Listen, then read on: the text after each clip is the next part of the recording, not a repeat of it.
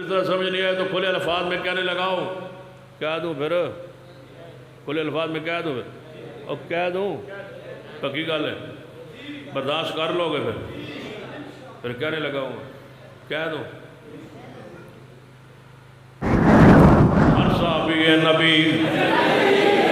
صحابی نبی میرے اور آپ کے پیر و مرشد جناب محمد صلی اللہ علیہ وآلہ وسلم توجہ فرمائی، آپ پر وہی آئی، فرما محبوب جی اس طرح کریں سیدنا اپنے صحابہ کرام میں سے چند صحابہ کرام کو بھیجے، ایک عورت مدینے سے جا رہی ہے، سواری پہ سوار ہو چکی، مدینے سے باہر جا چکی، وہ ایک خط ایک رکا لے کے یہاں سے جا رہی ہے، لہذا وہ رکا برآمد کروائیں، اس میں جاسوسی، اس میں آپ کے پروگرام لکھے گئے ہیں اور اہل مکہ تک، کفار مکہ تک، مشرکین مکہ تک آپ کے راز پہنچ جائیں گے، آپ اس عورت کو گرفتار کروائیں۔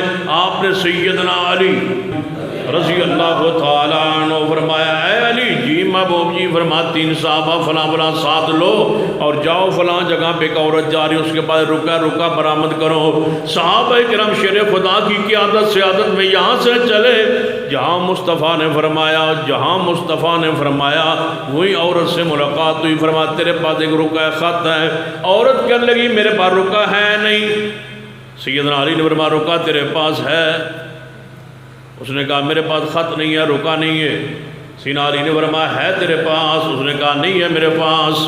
جب بار بار اس نے انکار کیا، ایک صحابی کہنے لگا اے علی رضی اللہ تعالیٰ عنہ، ہم چار مرد یہ کہہ رہی عورت جنگل میں کیسے انکار کی جرات ہو سکتی ہے، ہو سکتا ہے اس کے بعد رکا نہ ہو، میرا خیال ہے رکا اس کے پاس ہے ہی نہیں۔ سیدنا علی رضی اللہ تعالیٰ عنہ اس اور کی طرف توجہ ہٹا کے اس کی طرف متوجہ ہو گئے، فرمایا کیا کہہ رہے ہو؟ کہنے لگے میرا ذہن کہتا ہے اس کے پاس رکا ہے ہی نہیں۔ سیدنا علی نے فرمایا بھیجا کس نے؟ فرمایا رسول اللہ نے۔ تو رسول اللہ نے کیا فرمایا؟ تو اس عورت کے بعد رکا ہے، لہذا تیرا تجربہ غلط ہو سکتا ہے، پیغمبر کا فرمان کیوں؟ فرمایا وَالنَّجْمِ إِذَا هَوَىٰ وَالنَّجْمِ إِذَا هَوَىٰ معاذ۔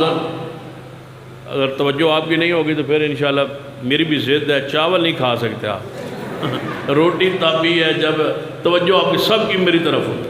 وَالنَّجْمِ إِذَا هَوَىٰ مَا ضَلَّ صَاحِبُكُمْ وَمَا غَوَىٰ وَمَا يَنطِقُ عَنِ الْهَوَىٰ إِنْ هُوَ إِلَّا وَحْيٌ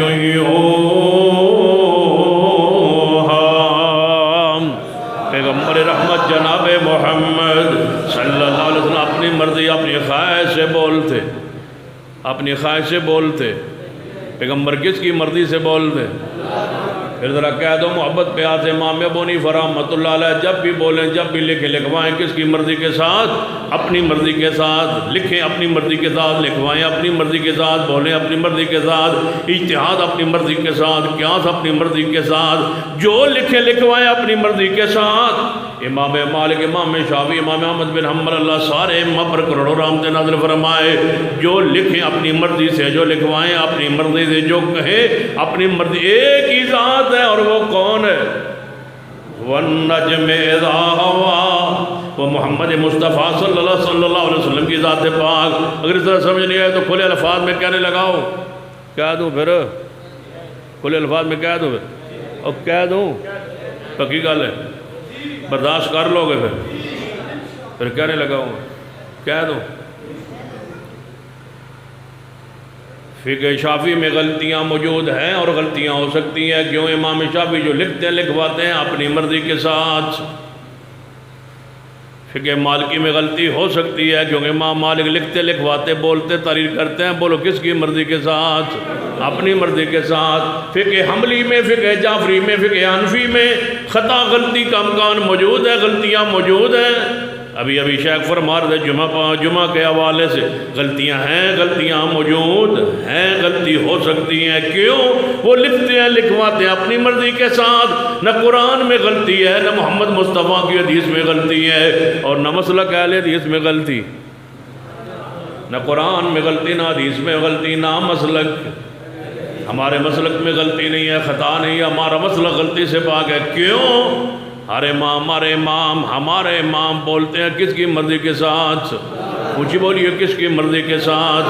اپنی مرضی کے ساتھ نہیں بولو، کس کی مرضی کے ساتھ؟ ارے امام پاک جو لکھوائیں کس کی مرضی کے ساتھ؟ امام معصوم لکھوائیں اللہ کی مرضی کے ساتھ، بولے اللہ کی مرضی کے ساتھ، عمل کریں اللہ کی مرضی کے ساتھ۔